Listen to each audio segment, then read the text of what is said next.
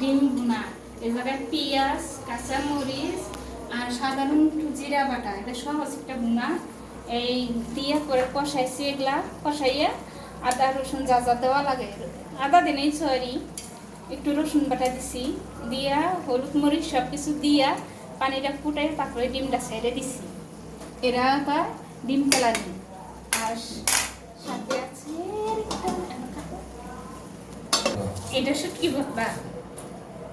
এটা যে চেপা শুটকি আছে না, একটা চেপা শুটকি আসলো ছোট দিকে, আর নটকা শুটকি দিয়ে রসুন দিয়ে পেঁয়াজ দিয়ে এই যে মরিচ, লাল মরিচ, কাঁচামরিচ দিয়ে সিদ্ধ করে পরে তেলে ভাইজা ভর্তা বানাইতেছি। এরা এই ভর্তাটা ভালো লাগে, তেলে ভাইজা ভর্তা বানাইলে আগে সিদ্ধ করে নেওয়া লাগে শুটকিটা।